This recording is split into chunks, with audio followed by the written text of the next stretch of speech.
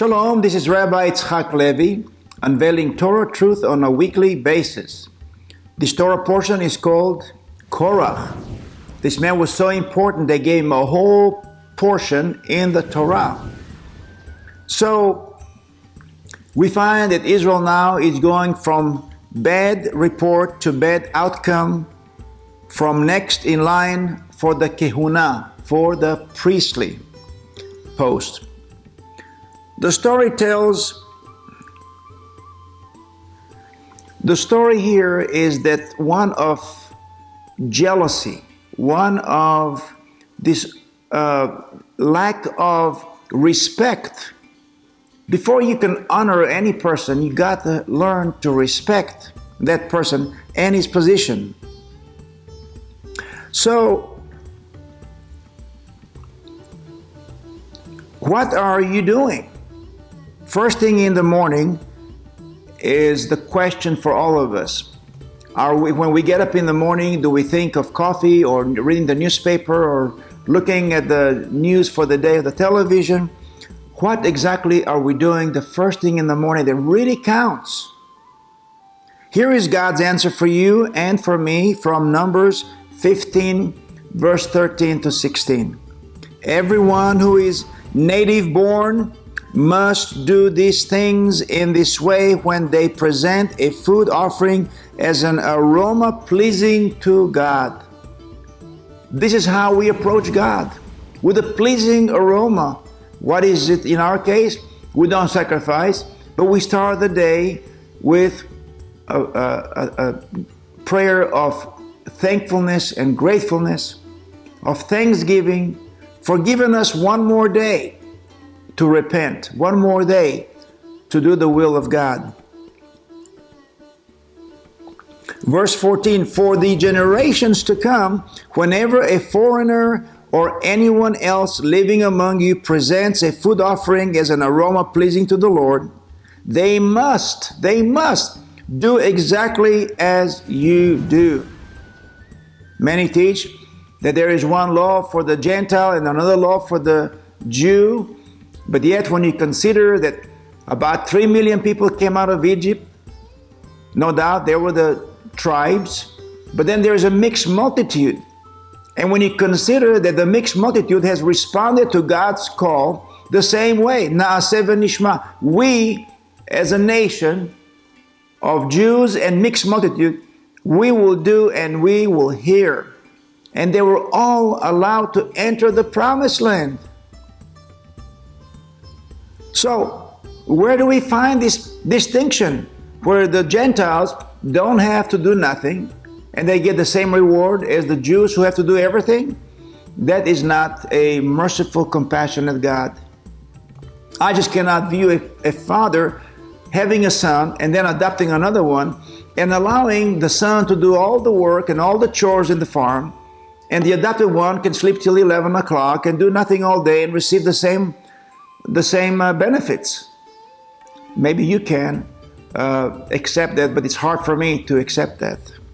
Verse 15, the community is to have the same rules for you and for the foreigner residing among you. Now this is not me talking, this is not me writing it. I'm reading to you, and you can follow me with your Torahs, what Adonai had said. This is a lasting ordinance for the generations to come. So if one wants to argue with you about how long is lasting, it says, for all generations to come. You and the foreigner shall be the same before the Lord. Verse 16, the same laws and regulations will apply both to you and to the foreigner residing among you. Which part here is not understood? Which part here do we find that God says, oh, well, we'll give a bigger and greater benefits to the Jews because they said that they're willing to follow God?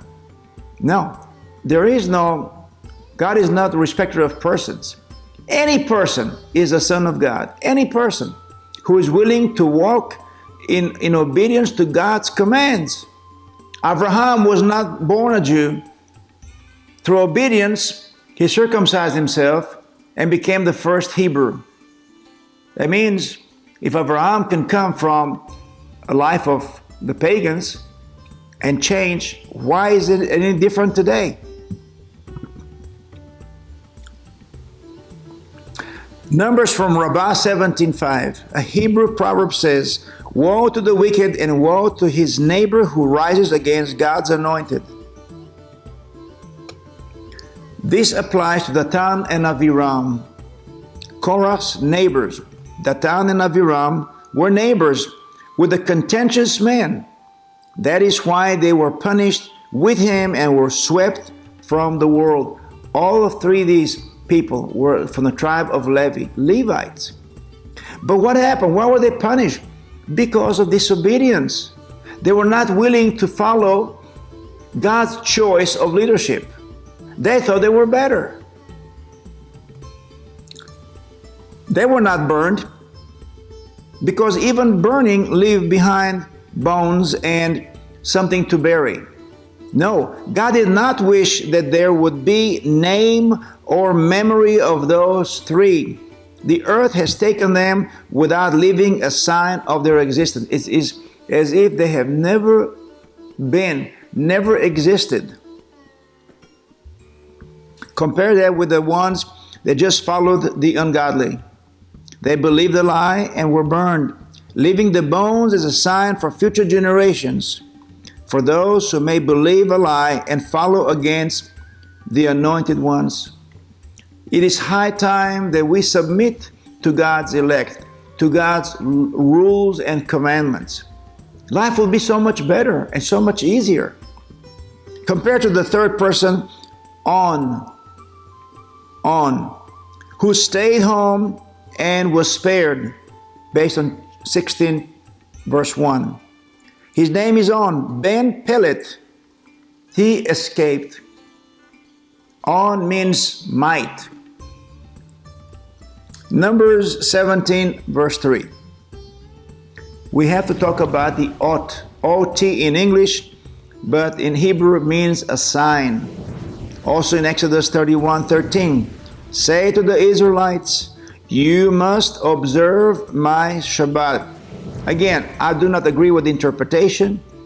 I believe the Hebrew tells us we're to guard the Shabbat. It's different than just keeping it. This will be, what will the Shabbat be? An ot, a sign between me and you for generations to come, so you may know that I am the Lord who makes you holy. It will be no different than when you see a woman with a ring, and if she has a ring, you know she's under contract.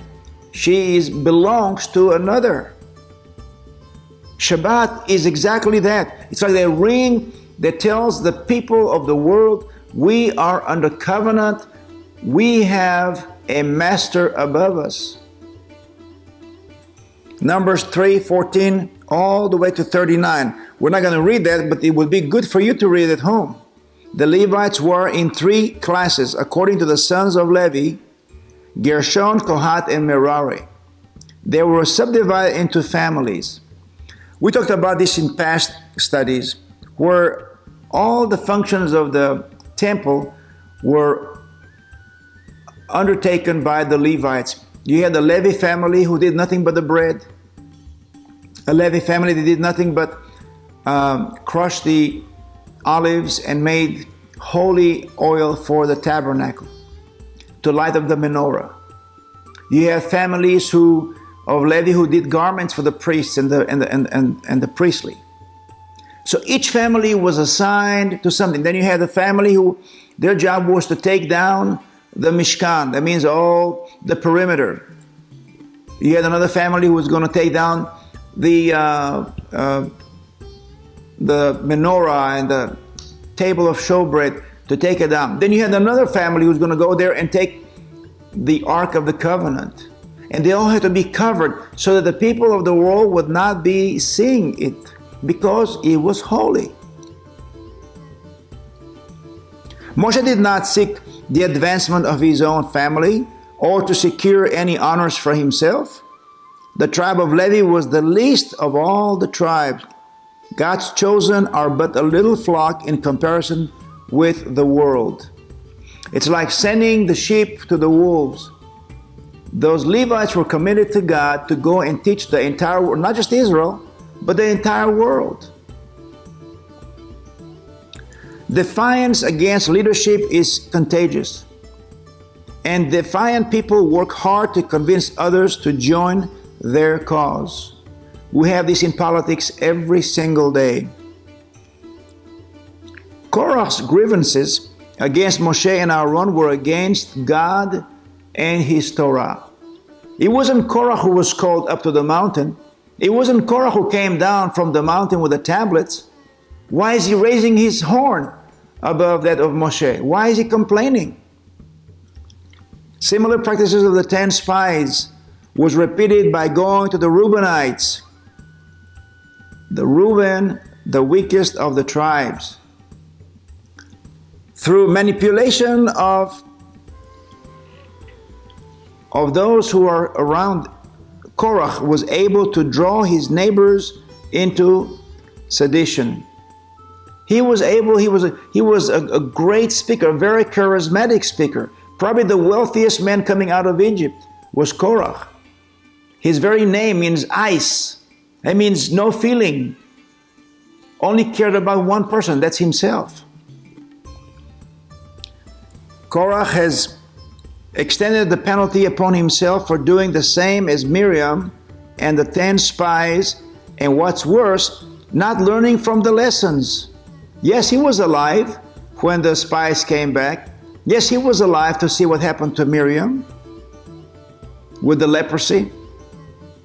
Number one, questioning the anointed one. Who anointed Moshe? It was by God's command. Aaron was anointed by Moshe, who acted as God. Number two, try to diminish his rule and authority on the ones Adonai has commissioned him over.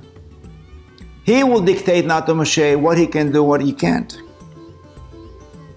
Number three, making it public. He didn't keep it to himself. Genesis 35:23. Reuben, the oldest of Jacob's sons, was easily manipulated to side against the anointed, much as he did against his father by defiling his father's bed. Are we easily manipulated today by the world? Or are we steadfast with the Torah? 1 Samuel 2:10. Those who oppose the Lord will be broken. The Most High will thunder from heaven. The Lord will judge the ends of the earth.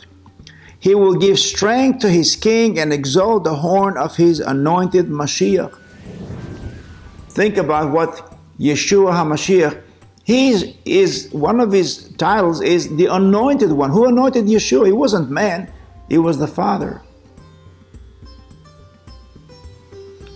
Korach was an ordinary troublemaker.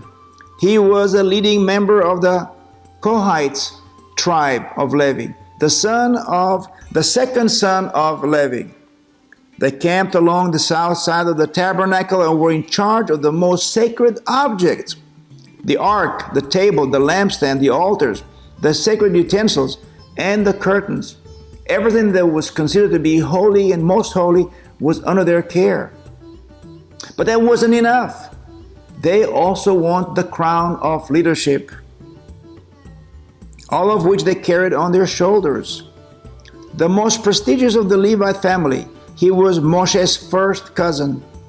He stages a rebellion against Moshe and Aaron, together with 250 Levites, chapter 16, verse 9 and 10, and accuses Moshe and Aaron of power hoarding.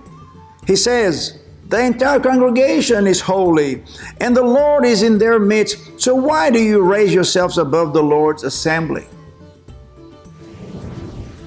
Do we have any people like this today?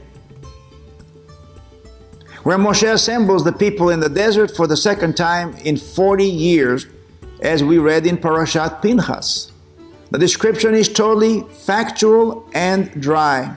A list of names, no historical descriptions, but there is one great difference between the assembly recorded in Parashat Pinchas and those that preceded it.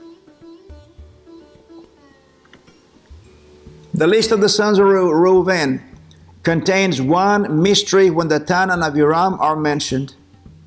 The incident in Parashat Korach is recalled, with the addition, and the sons of Korach did not die. Can you imagine? God does not punish the sons for the evil of their fathers. That you cannot get away with saying, well, my father was a drunkard, this is why I drink. My father was a smoker, that's why I smoke. My father did drugs, this is why I do drugs. No, you don't have to. Those who walk with God will be preserved from the punishment of the parent. Ezekiel 18:20. Great verse. The soul who sins shall die. The son shall not suffer for the iniquity of the father, nor the father suffer for the iniquity of the son. Each will bear its consequence. What you plant is what you're going to reap. This is most surprising, yet most powerful note is inserted in the story of Korach. Last week in Parashat Shlach, we discussed the episode of the spies and the transgression, which is less often recalled that of the people who decided nevertheless to enter the land without the sanctions of God, called the Ma'apilim. Sometimes a misdemeanor doesn't appear to be particularly serious, but in this case it was no less severe than the sin of the spies. The Torah now turns to the story of Korach. During their 40 years of wandering in the wilderness, the sons of Israel were tested time and again, but never more severely than now. Moshe was often angry with them, but he always interceded and prayed or appealed to God, whether it was Miriam's leprosy, the saying of the golden calf, or the episode of the 12 spies. But in this case, he refuses to appeal. It is the only instance of Moshe completely losing his temper. His only entreaty is that God to refuse to accept the offering of Korach and his followers.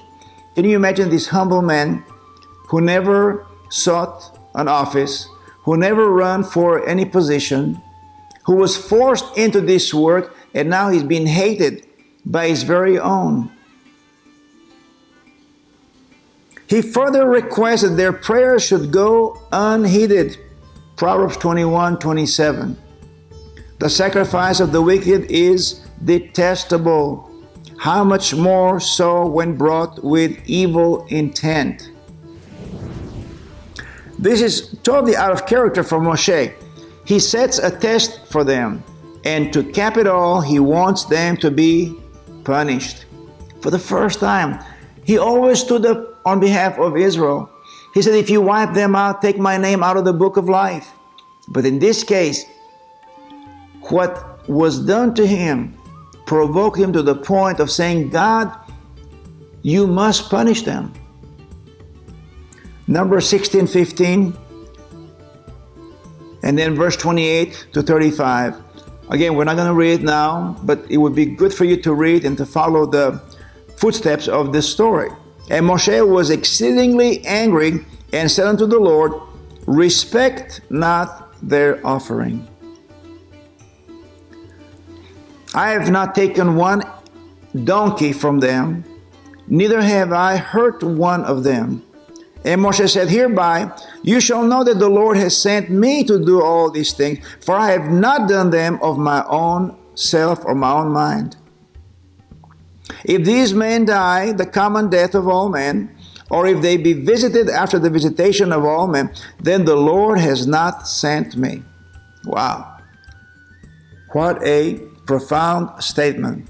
But if the Lord makes a new thing, and the earth opens her mouth and swallows them up with all that pertains to them, and they go down alive into the pit. So it's kind of like, but if this happens, But actually, when he's saying if, he's actually telling God how he wants them punished. He passes a judgment and foretells their demise. He goes on to say, then you shall understand that these men have provoked the Lord. He's not even concerning about himself. He was just covering for God. He did not want God to be insulted. And it came to pass, when he finished speaking these words, that the earth that was under them split open asunder. And not only they, but all their belongings and all their wealth that they stole from Egypt or took from Egypt was buried as if it never existed. It says, and the earth opened her mouth and swallowed them up with their houses.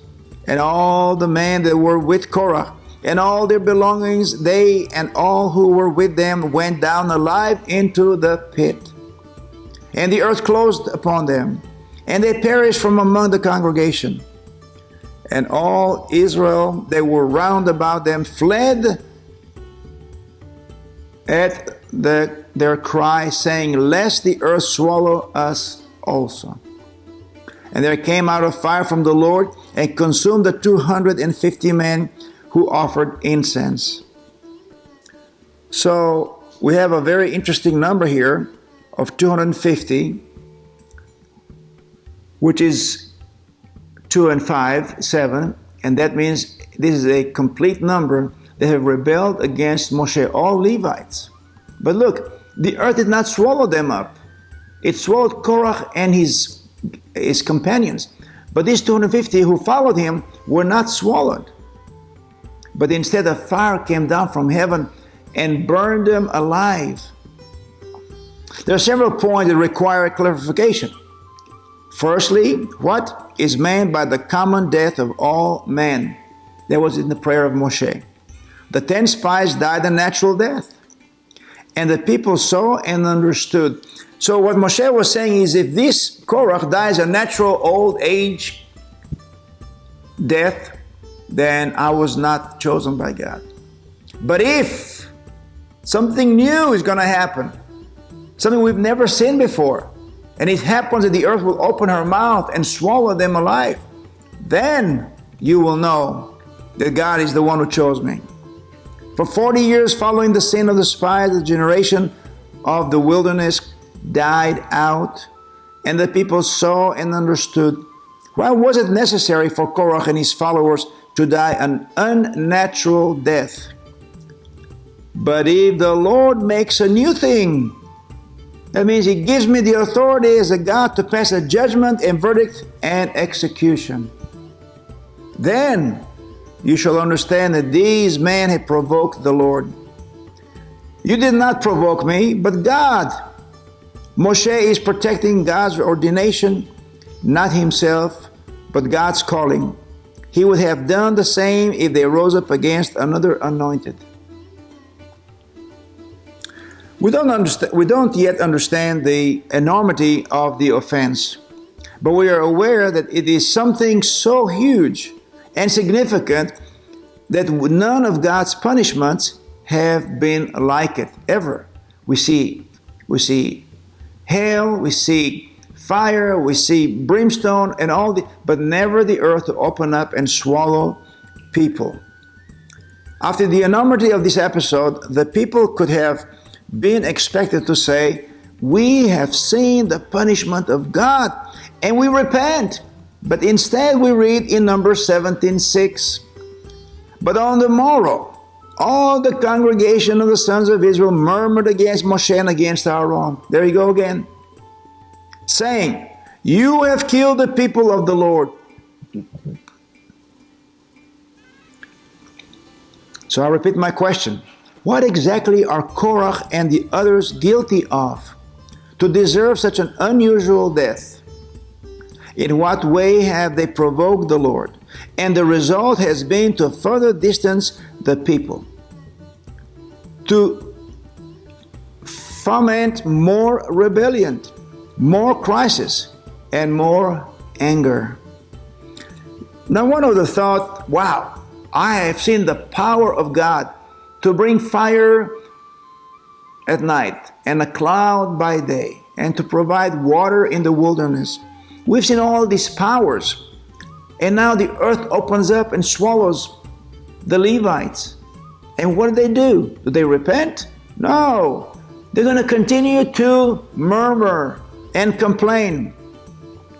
The people had just witnessed 250 of their number being literally swallowed up by the fire of God. We would expect them to be stunned and shocked. Instead, they are rebellious and angry. Why? At this point, God sends a plague among them. The 250 men were killed for offering incense. That was just the beginning. Just like the two sons of Aaron offered the strange fire, so were these people. They were not commissioned to bring the sacred fire to the Lord, and yet they took it upon themselves with their censers to bring incense to the Lord.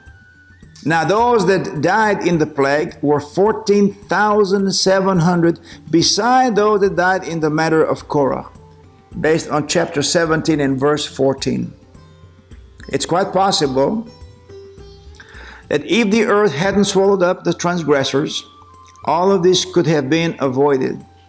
The anger, the bitterness, and the rebelliousness, so to put it bluntly, what good did it do? Nearly 5,000 people perished, 2,000 more than those that died because of the sin of the golden calf. That is how the offense was so enormous. To put it in proportion, only 36 men died in the Battle of Ai, which was regarded as catastrophic. 36. Here we have 5,000. Now after the plague, we could hope that maybe things would settle down and turn normal again, and things will be restored. I'm closing with Numbers 17:15.